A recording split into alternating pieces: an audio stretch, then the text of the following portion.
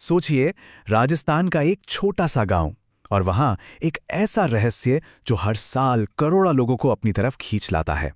ये कहानी है खाटू श्याम की, एक ऐसे देवता जिनका शरीर नहीं है, सिर्फ सिर है। तो आइए इस अनोखी आस्था की कहानी में थोड़ा और गहराई से उतरते हैं। यही तो सबसे बड़ा सवाल है ना? आखिर ऐसा क्या है कि लाखों करोड़ों लोग एक ऐसे देवता की पूजा करते हैं जिनका सिर्फ शीश यानी कि सिर है? इस सवाल का जवाब एक बहुत ही पुरानी त्याग और बलिदान से भरी कहानी में छिपा हुआ है। और जब हम कहते हैं लाखों करोड़ों, तो ये कोई कहने की बात नहीं है। हर साल सिर्फ फाल्गुन के महीने में 1 करोड़ से भी ज्यादा लोग, जी हां, 1 करोड़ से ज्यादा श्रद्धालु खाटू श्याम जी के दरबार में पहुंचते हैं। जरा सोचिए, आस्था का ये कैसा सैलाब होगा। तो चलिए, हमारा ये सफर शुरू होता है राजस्थान के उसी खाटू गांव से। कमाल की बात यह है कि यहीं पर एक ऐसी मॉडर्न आस्था ने जन्म लिया है जिसकी जड़ें सीधी महाभारत जैसे प्राचीन महाकाव्य से जुड़ी हैं। देखिए, खाटू श्याम जी को एक नाम से सबसे ज्यादा पहचाना जाता है, हारे का सहारा। इसका मतलब बहुत गहरा है। मतलब, जब कोई इंसान हर तरफ से हार चुका हो, उसे लगे कि अब उसका कोई नहीं, कोई रास्ता नहीं बचा, तब उसकी आखिरी उम्मीद, आखिरी सहारा बनते हैं बाबा श्याम। और आज की इस तेज रफ्तार दुनिया में शायद यही वो एक विश्वास है जो लोगों को यहां तक खींच लाता है। अच्छा, अब इस पूरी आस्था की जड़ों तक पहुंचने के लिए हमें समय में बहुत पीछे जाना होगा। चलिए सीधे चलते हैं महाभारत काल में, क्योंकि ये कहानी शुरू होती है एक ऐसे महान योद्धा से जिनका नाम था बर्बरिक। और बर्बरिक कोई आम योद्धा नहीं थे। अरे, उनका ताल्लुक तो सीधे पांडवों से था। वो पांडव भाई भीम और हिडिंबा के बेटे घटोत्कच के पुत्र थे। मतलब, वो महाबली भीम के पोते थे। तो आप समझ ही सकते हैं कि वीरता और शक्ति तो उनके खून में ही थी। लेकिन बर्बरीक की असली और कह सकते हैं कि सबसे बड़ी ताकत उनके 3 दिव्य बाण थे। ये उन्हें भगवान शिव से वरदान में मिले थे। और ये कोई मामूली बाण नहीं थे। जरा सोच कर देखिए। पहला बाण, वो अपने सभी दुश्मनों को सिर्फ मार्क कर देता था, चुन लेता था।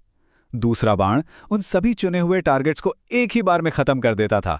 और तीसरा बाण, वो तो अपना काम पूरा करके सीधा वापस तरकश में आ जाता था। मतलब, इन 3 बाणों के दम पर वो अकेले ही पूरी की पूरी लड़ाई का नतीजा पलट सकते थे। लेकिन कहानी में ट्विस्ट यहीं से आता है।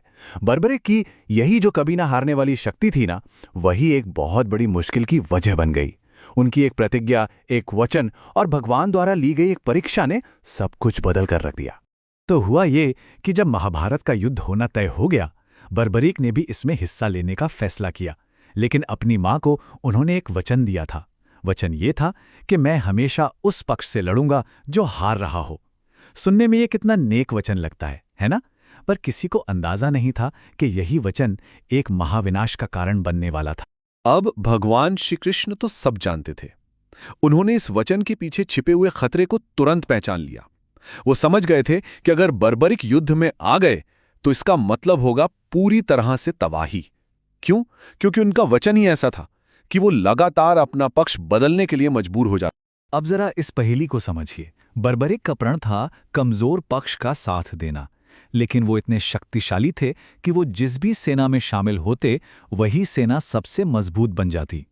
अब वचन के हिसाब से उन्हें फौरन पाला बदलना पड़ता और दूसरी सेना की तरफ से लड़ना पड़ता, जो अब कमजोर हो चुकी थी। ये एक ऐसा चक्कर था जो तब तक चलता रहता जब तक दोनों तरफ के सारे योद्धा मारे नहीं जाते और मैदान में सिर्फ और सिर्फ अकेले बर्बरीक बचते। तो इस महाविनाश को रोकने के लिए एक ऐसा बलिदान दिया गया, एक ऐसा त्याग किया गया जिसने एक योद्धा को हमेशा के लिए भगवान बना दिया। यहीं से जन्म होता है एक नए देवता का। तो श्री कृष्ण ने क्या किया? उन्होंने एक ब्राह्मण का रूप धारण किया और बर्बरिक का रास्ता रोक लिया। पहले तो उन्होंने बर्बरिक की शक्ति को परखा, और जब उन्हें यकीन हो गया, तब कृष्ण ने उनसे सबसे बड़ा, सबसे मुश्किल दान मांगा। उन्होंने दान में मांगा बर्बरिक का सिर। सोचिए, क्या पल रहा होगा वो।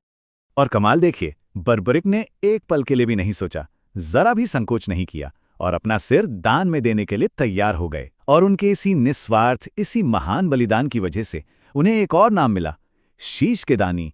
मतलब, वो जिसने अपने शीश का ही दान कर दिया। बर्बरिक के इस महान त्याग को देखकर श्री कृष्ण बहुत प्रसन्न हुए। उन्होंने अपना असली विराट स्वरूप दिखाया और बर्बरिक को एक वरदान दिया। उन्होंने कहा, कलयुग में तुम मेरे ही नाम श्याम से पूजे जाओगे और तुम्हारा सबसे बड़ा काम होगा हारे हुए का सहारा बनना।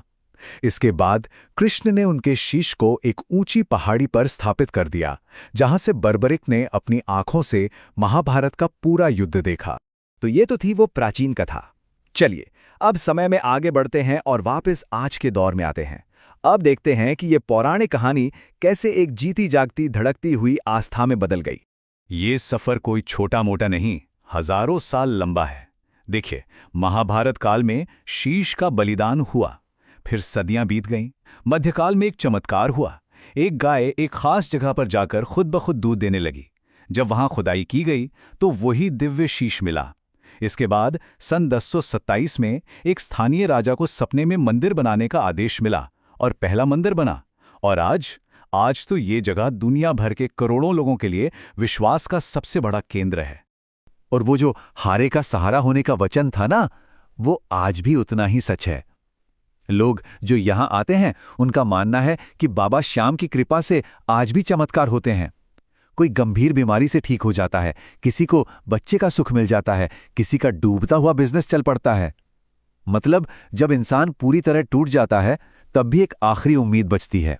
इससे जुड़ा एक किस्सा है। एक नौजवान था, कर्ज में इतना डूब गया था कि उसने अपनी जान देने का फैसला कर लिया था। कहते हैं कि उसने फंदा तक तैयार कर लिया था, लेकिन ठीक उसी पल कहीं से खाटू श्याम का एक भजन उसके कानों में पड़ा। और भजन के बोल बस यही थे कि हारने वाले का भी कोई सहारा होता है। बस ये सुनना था कि उसे अपनी गलती का एहसास हुआ और उसने जीने का एक नया रास्ता चुना। हारे का सहारा का इससे बेहतर उदाहरण और क्या हो सकता है। और आखिर में बस यही एक लाइन इस पूरी आस्था का, इस पूरी कहानी का सार है। हारे का सहारा बाबा श्याम हमारा। ये सिर्फ एक नारा नहीं है, ये करोड़ों लोगों का वो अटूट विश्वास है जो उन्हें सबसे अंधेरे, सबसे मुश्किल पलों में भी उम्मीद की एक किरण दिखाता है। और ये हमें एक सवाल पर सोचने के लिए छोड़ जाता है कि क्या वाकई सबसे बड़े त्याग से ही सबसे बड़ी आशा जन्म लेती है? इस पर सोचिएगा जरूर।